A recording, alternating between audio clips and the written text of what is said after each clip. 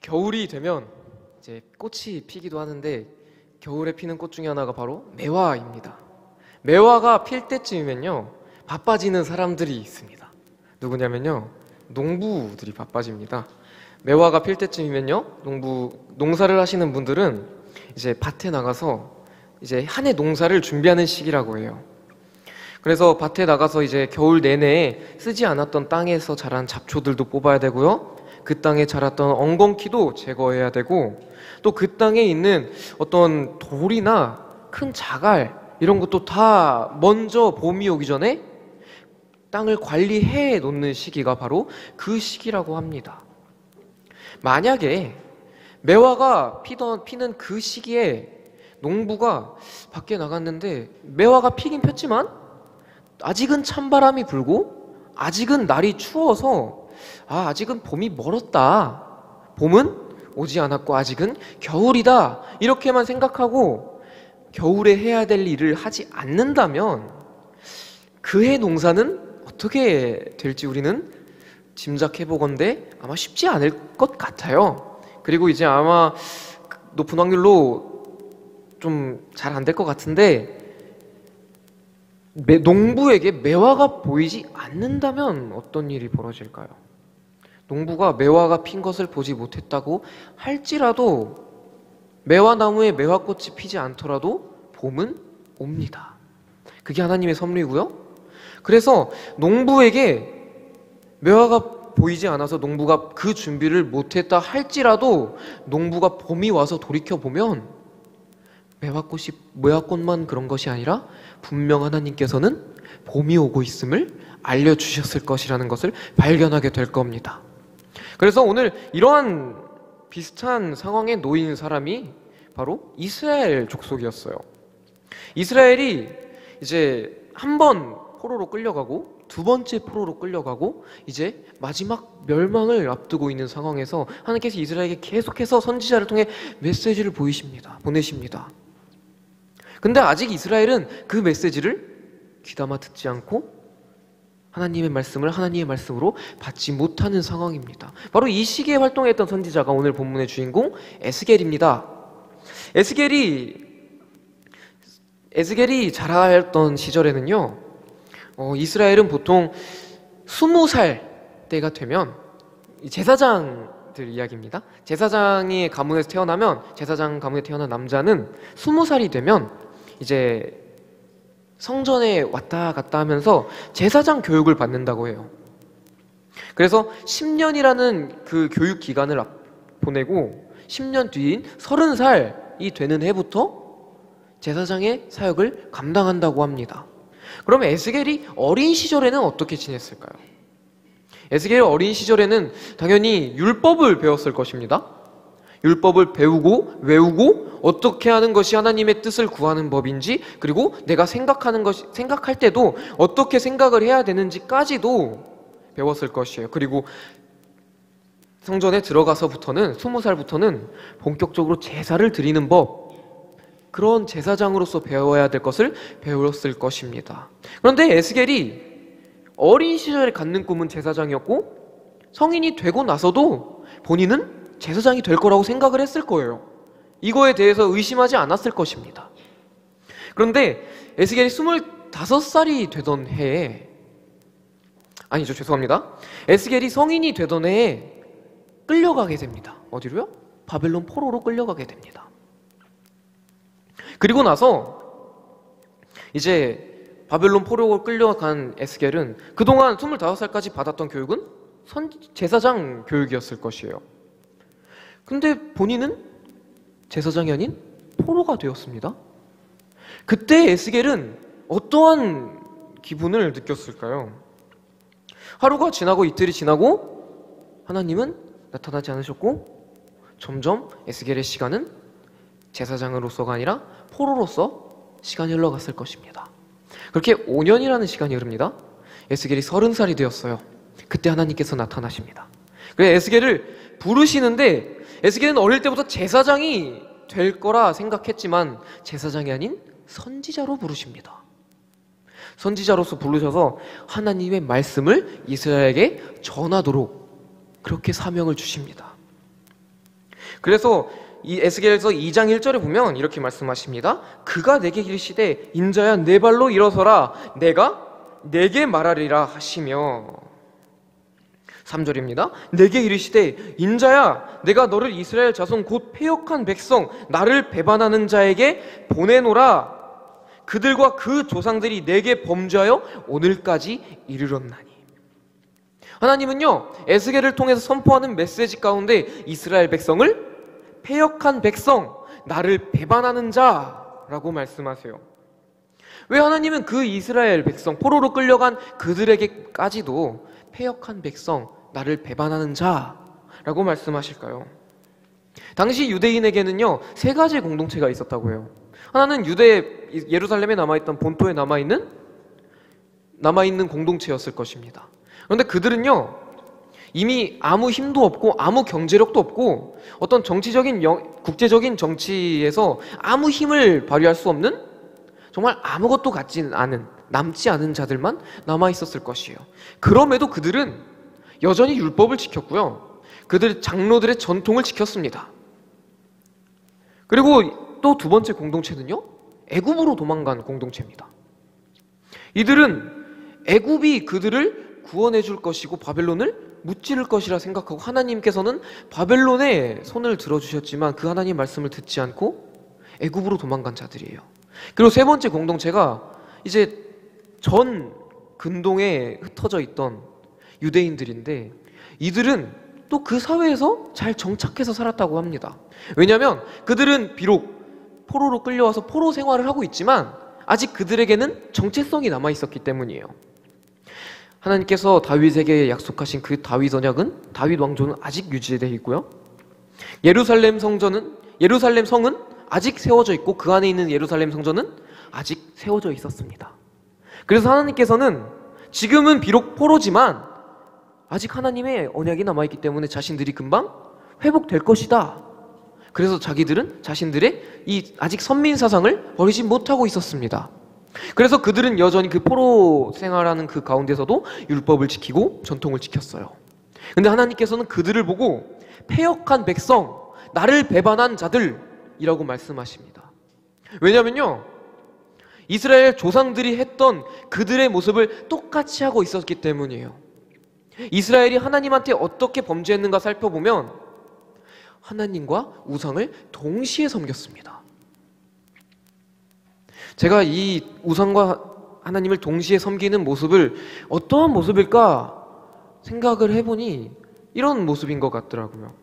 제가 이제 지금은 없지만 여자친구가 있다고 치고 여자친구한테 가서 사랑한다고 말합니다. 온갖 좋은 수식어구를 다 붙여가며 사랑을 고백합니다. 근데 여자친구가 없어지는 순간 다른 여자에 가서 또 사랑을 고백합니다. 그리고 다시 그렇게 바깥쪽에서 한껏 다른 여자들과 열심히 놀고 다시 여자친구 앞에 가선 여자친구에게만 사랑을 고백하는 척합니다.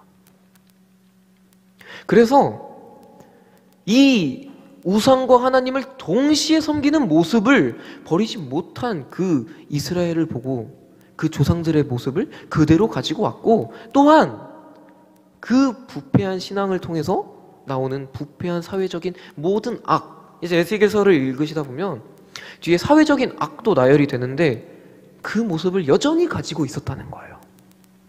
그래서 그들은 율법을 지키는 것처럼 보이고 참 신앙생활 잘하는 것처럼 보이나 실상은 그들의 조상과 다르지 않았습니다.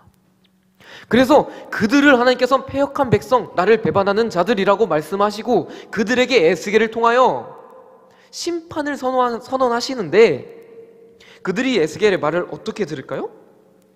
듣지 않습니다. 하나님이 이스라엘을 보시기에 어떻냐면요, 그들은 얼굴이 뻔뻔하고 마음이 굳은 자들이다 라고 말씀하십니다.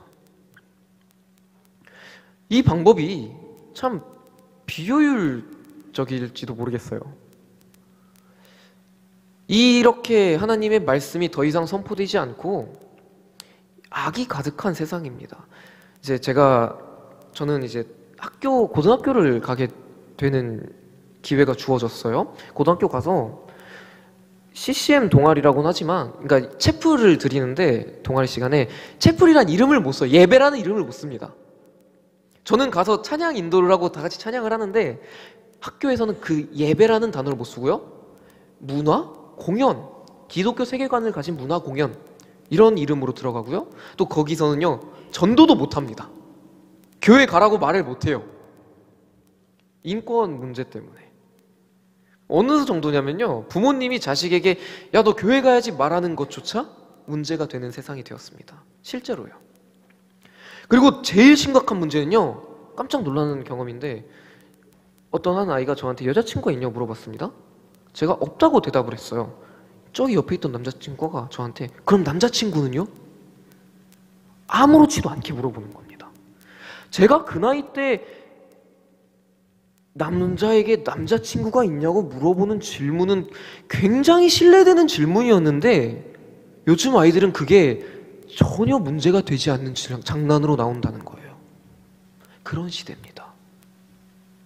왜 하나님은 이러한 시대 가운데 저 하나님의 말씀을 듣지 않는 자들에게, 왜 에스겔과 같은 계속해서 하나님의 말씀을 듣지 않는 자들에게 말씀을 선포하라고 말씀하실까요? 하나님께서는 그들에게 이미 듣지 않을 거를 알고 계셨어요. 심지어 이렇게도 말씀하십니다. 너를 언어가 다르거나 말이 어려워 내가 그들의 말을 알아듣지 못할 나라에게 보내는 것이 아니니라. 내가 너를 그들에게 보냈다면 그들은 정녕 내 말을 들었을 것이다. 언어의 문제가 있어서 하나님의 말씀을 듣지 못한다면 그들은 언어의 문제를 극복하고서라도 하나님의 말씀을 듣고 돌이켰을 것이다. 근데 저 이스라엘은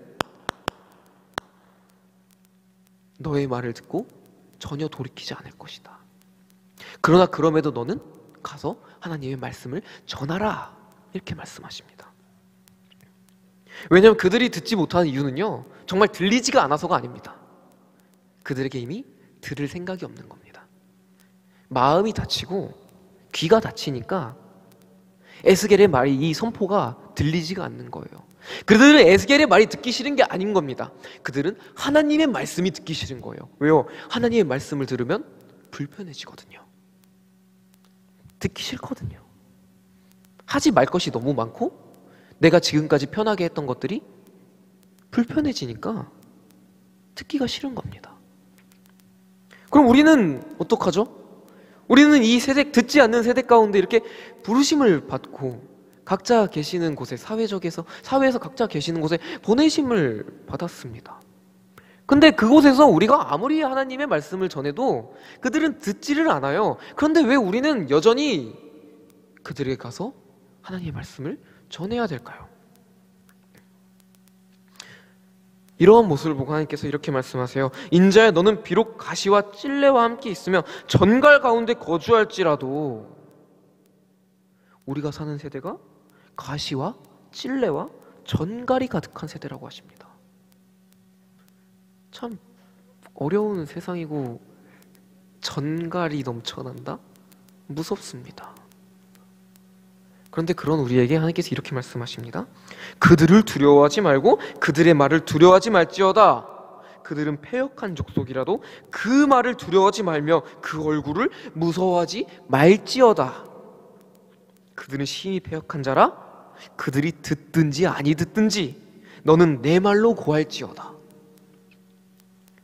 에스겔에게 하나님께서 요구하신 것은요, 두려워하지 말 것을 요구하셨습니다. 불편한 소리를 들으면 이스라엘이 에스겔을 헤아려 들지도 모르겠습니다. 우리가 세상에서 하나님의 말씀을, 지금은 동성애를 죄라고 말하지 못하는 시대인데 우리가 동성애는 죄다, 하나님께서 죄라고 말씀하셨다 라고 선언을 하고 선포를 하고 다닌다면 그들은 우리를 해할지도 모릅니다. 위협할지도 모릅니다. 그러나 하나님께서 말씀하십니다. 두려워하지 말아라. 그들의 얼굴을 무서워하지 말아라. 그들은 심히 패역한 자니 저 세상이 하나님의 말씀을 듣든지 아니 듣든지 너는 내 말로 고할지어다.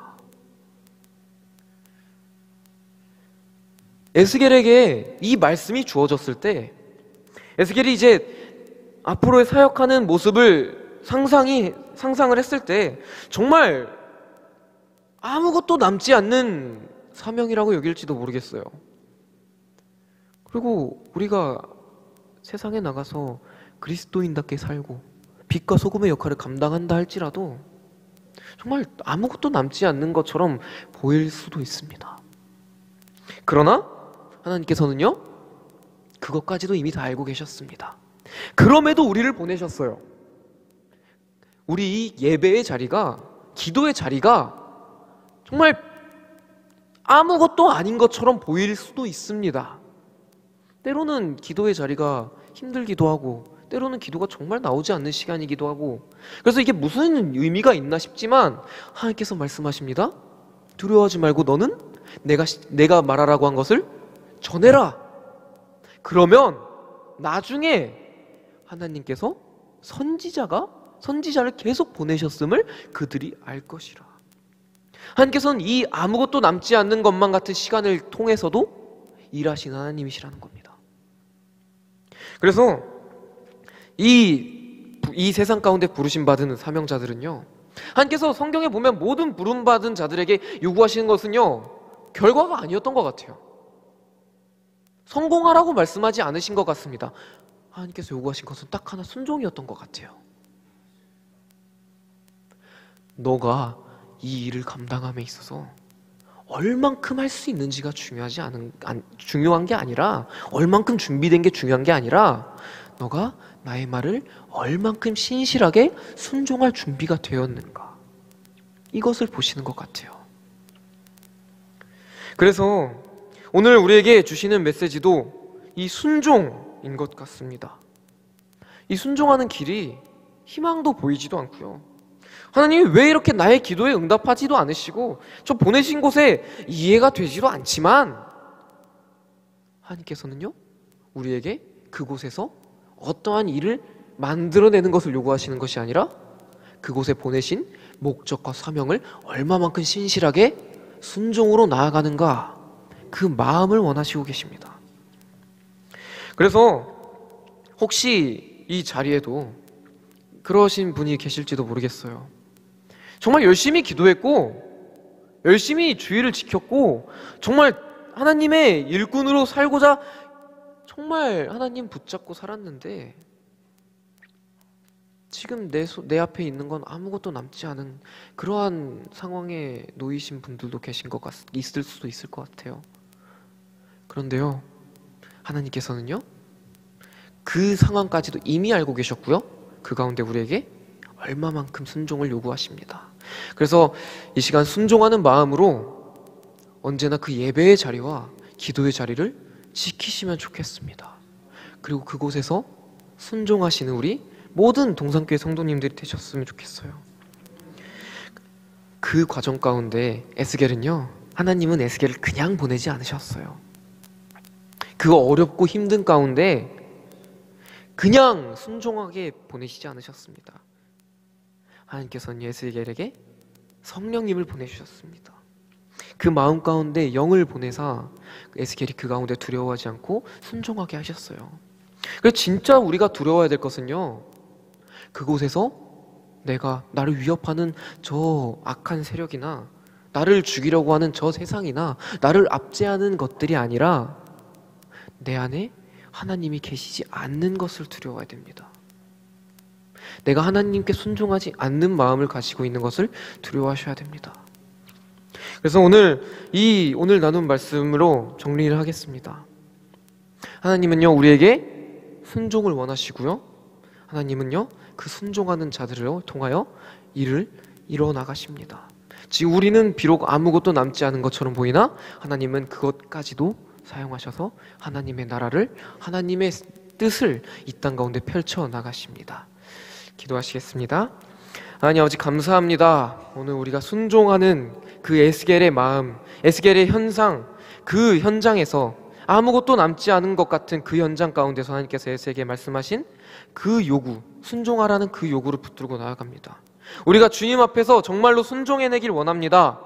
주님, 나의 마음 가운데 주님의 영을 보내사 내가 이 어려운 시대 가운데 순종하게 하여 주시옵소서. 에스겔도 주님의 말씀에 순종하기 위하여 하나님의 도움이 필요했습니다. 하물며 나는 너무나 연약합니다. 하나님의 도움 없이는 내가 아무것도 할 수 없습니다.